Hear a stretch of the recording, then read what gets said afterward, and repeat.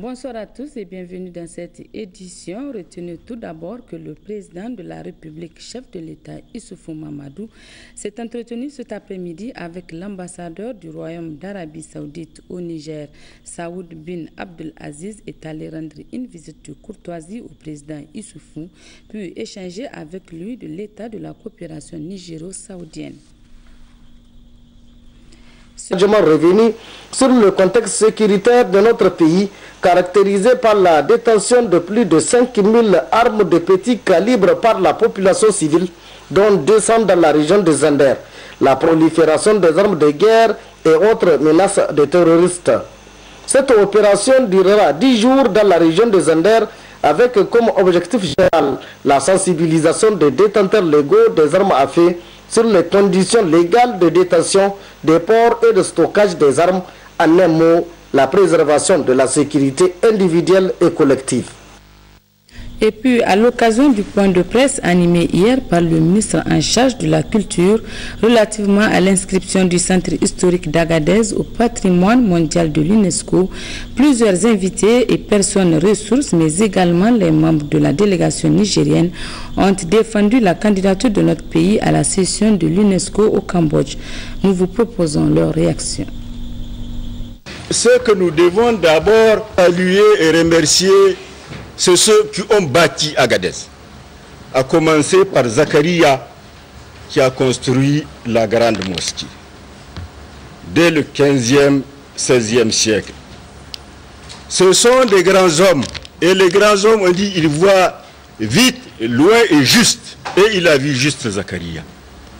C'est le plus grand monument du monde à l'heure actuelle, en terre crue. Il n'y a pas d'eux au monde. Encore plus, c'est qu'il y a une trentaine d'années, on a voulu casser le vieux noyau d'Agadez en faire des rues rectilignes et orthogonales. Les anciens s'étaient opposés et à leur tête, le sultan Ibrahim, Omar Ibrahim est-Dessous, qui est le père de celui-là. Que Dieu nous fasse vivre cet événement, comme on a vu celui-là, mais que Dieu nous fasse vivre aussi un Niger de paix. Et sans paix, il n'y aura pas de développement. Il faut s'en féliciter et également saluer l'UNESCO par cet acte réellement historique. En tant qu'ancien ministre de la Culture, je ne peux que être heureux de cet événement, que la paix puisse s'installer et que cette région retrouve ses lustres d'antan. Je voudrais saisir cette occasion, comme vous avez eu à le faire, pour remercier un peu tous nos partenaires, donc les pays amis, et ces pays effectivement ont répondu, en tout cas massivement, à votre appel. Et le ministère des Affaires étrangères, donc à partir de vos lettres, ont fait du lobbying. Et ce lobbying a été en tout cas couronné de succès.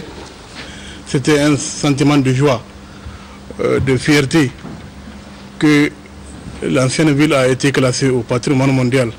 Nous allons remercier en premier lieu le président de la République pour tout le soutien qu'il n'a cessé de faire pour cette inscription. Nous remercions aussi le ministère de tutelle qui a beaucoup fait à travers les cadres de ce ministère, les anciens ministres qui sont là, qui ont soutenu l'inscription.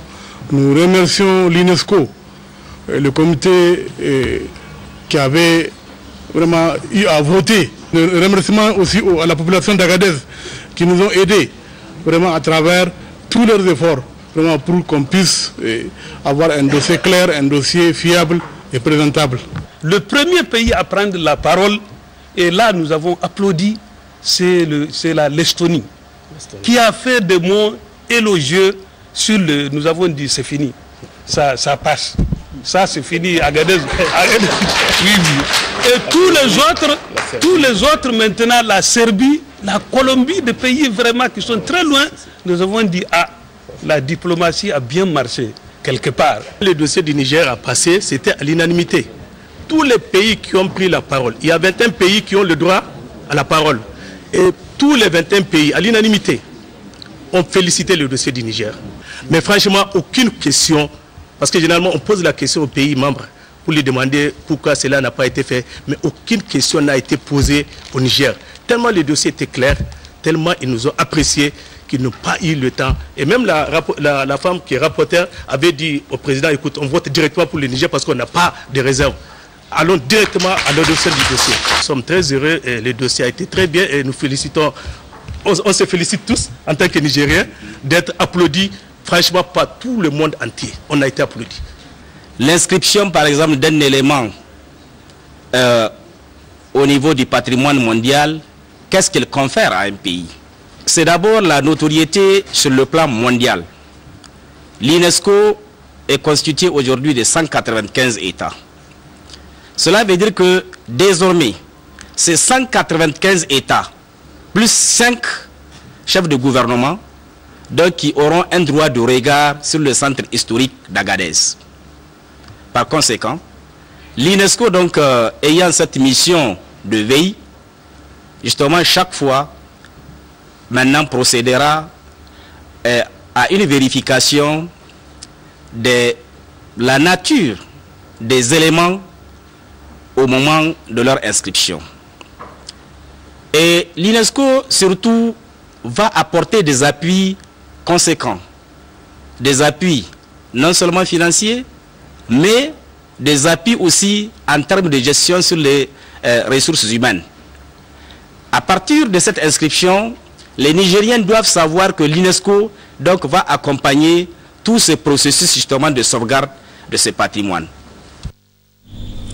Atelier d'évaluation des plans d'action 2013 au titre du premier semestre et de l'évaluation interne. À mi-parcours du PDS des structures du niveau central, c'est le secrétaire général du ministère de la Santé publique qui a présidé l'ouverture des travaux en présence des directeurs centraux et des partenaires techniques et financiers du ministère Khadija Zada et Akoti Ouaglassa. Cette rencontre s'inscrit dans le cadre des mécanismes retenus par le ministère de la Santé publique pour la mise en œuvre de son PDS 2011-2015, conformément au compact pays signé par le ministère et ses partenaires le 6 avril 2011. Une occasion de faire également le bilan physique et financier des plans d'action 2013 au titre du premier semestre, tout en faisant ressortir les contraintes et les mesures appropriées pour une meilleure exécution des activités. C'est également l'occasion de faire l'évaluation des progrès et des performances enregistrées dans la mise en œuvre du PDS 2011-2015 sur la base de l'identification des difficultés, contraintes et de formuler des recommandations appropriées pour améliorer l'exécution de la phase suivante du PDS. Mesdames et messieurs, je vous engage à une évaluation sans complaisance de l'exécution des plans d'action au titre du premier semestre 2013 et de l'évaluation à mi-parcours du PDS.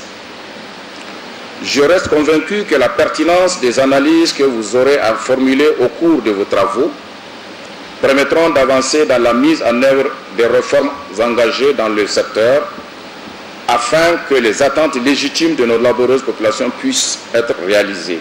Deux documents essentiels sont attendus par le ministère à travers cette rencontre, a rajouté le secrétaire général par intérim du ministère de la Santé publique. Une évaluation sans complaisance des plans d'action 2013 au titre du premier semestre, une contribution à l'évaluation interne et à mi-parcours du PDS.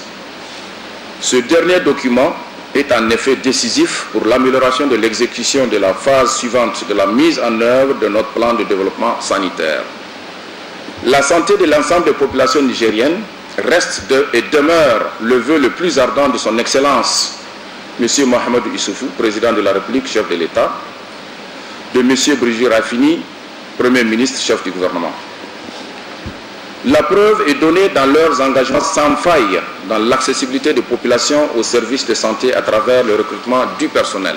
Il faut enfin noter que cet atelier d'évaluation des plans d'action 2013 au titre du premier semestre et de l'évaluation interne à mi-parcours du PDS 2011-2015 des structures du niveau central durera 2 jours.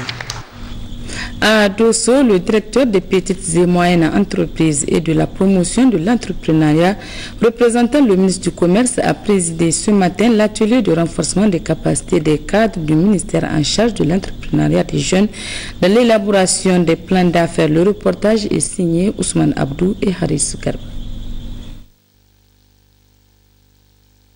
3 jours durant, cet atelier de Dosso permettra d'assurer un réel renforcement des capacités des cadres des structures déconcentrées des ministères en charge de l'entrepreneuriat des jeunes sur l'élaboration des plans d'affaires, des projets d'entrepreneuriat portés par les jeunes pour accompagner ces derniers, porteurs d'idées ou de projets d'entreprise, afin qu'ils constituent les véritables fers de lance du développement économique de notre pays. Dans son mot introductif, le secrétaire général de la région de Dosso, M. Sani Abdoulaye, a dit que les plus hautes autorités de la 7e République, en l'occurrence le président de la République, chef de l'État, et le Premier ministre, chef du gouvernement, accordent une priorité majeure à la prise en charge de la jeunesse dans sa participation à la création de la richesse et de l'emploi à travers l'entrepreneuriat. Cependant, a dit M. Sani Abdoulaye, il existe certaines contraintes liées à l'insuffisance de compétences des jeunes porteurs d'idées d'entreprise à monter leur plan d'affaires et à les défendre face aux structures de financement, le faible niveau d'accessibilité des porteurs de projets d'entreprise à un accompagnement adéquat, le faible niveau de culture ou l'esprit d'entreprise et la faible connaissance des procédures de création. En procédant à l'ouverture de l'atelier, le directeur des petites et moyennes entreprises de la promotion de l'entrepreneuriat, M.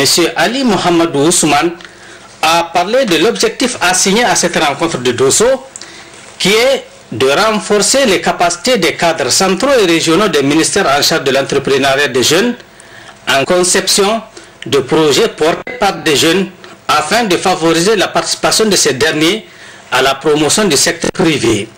Pour Ali Mohamedou, cette rencontre de renforcement des capacités permettra aux participants d'être mieux outillés afin de répondre à la demande sans cesse croissante d'une jeunesse de plus en plus exigeante du fait des actions multiformes d'information et de sensibilisation que mène le ministère du Commerce.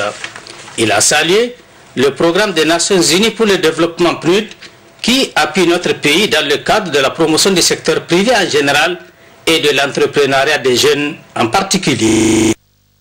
Terminé, la météo prévoit en cours de nuit de faibles activités pluvio-orageuses sur le nord-ouest de la région de Tillabéri et une nuit relativement